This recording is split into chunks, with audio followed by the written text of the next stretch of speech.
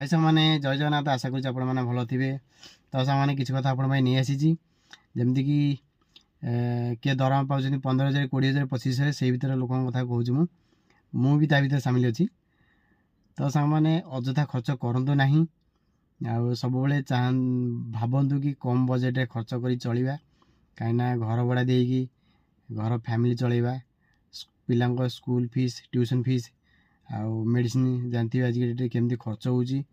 ଖର୍ଚ୍ଚକୁ ଥରେ ମନ ଯିବ ମାନେ ଖର୍ଚ୍ଚ ବଢ଼ି ବଢ଼ିକା ଯିବ। ଆଉ ଗୋଟେ କଥା କହିବି, ଲୋନ୍ କରନ୍ତୁ ନାହିଁ। ଅଯଥା ଲୋନ୍ରେ ପଶନ୍ତୁ ନାହିଁ।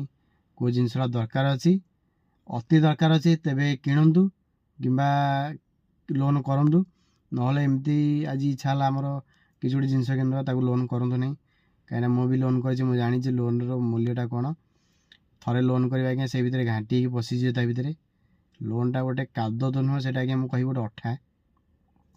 ଆଉ ଆଜିକା ତ ଲୋନ୍ ଦେବା ପାଇଁ ଅଛନ୍ତି, ସାଙ୍ଗେ ସାଙ୍ଗେ ଲୋନ୍ ମିଳିଯିବ, କିନ୍ତୁ ପଛରେ ସୁଝିଲା ବେଳକୁ ଆପଣ ହିଁ ହଇରାଣ ହେବେ।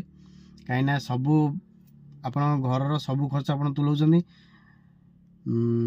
ସବୁ ଖର୍ଚ୍ଚ ମାସ ଶେଷକୁ ଯାହା ବଳୁଥିବ ଆପଣ ଜାଣିଥିବେ, କେଉଁ ମାସରେ ବଳୁଥିବ, କେଉଁ ମାସରେ ବଳୁନଥିବ।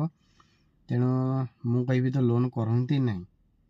ଆଉ ସର୍ଟକଟ୍ ଚଳନ୍ତୁ। କାହିଁକିନା ପଇସା ଆପଣ ସେଭିଂ କରି ରଖିଥିଲେ ସେଇଟା ଆପଣଙ୍କ ଅସୁବିଧା ସମୟରେ କାମରେ ଆସିବ। କାହାକୁ ହାତ ପତେଇବେନି। ଥରେ ଆଜ୍ଞା ଆପଣମାନେ ଯଦି କିଏ ଅଙ୍ଗେ ନିଭେଇଥିବେ, ଜାଣିଥିବେ, ଅସୁବିଧା ସମୟରେ କାହାକୁ ପଇସା ମାଗିଥିବେ ତ ସେଇଟା ଆପଣଙ୍କୁ ମିଳିବ ନାହିଁ। ଆଉ ଯଦି ବି ଦେଇଥିବେ ସେଇଟା ବି ଆପଣଙ୍କୁ ମିଳିବ ନାହିଁ। ତେଣୁ ମୋ କଥାକୁ ବୁଝିପାରିବେ ଠିକ୍ ଭାବରେ। ତ ମୁଁ ଏଇ କଥାଟା ଆପଣଙ୍କୁ କହିବାକୁ ଜଣେଇଲି। ତ ରହିଲି, ଜୟ ଜଗନ୍ନାଥ।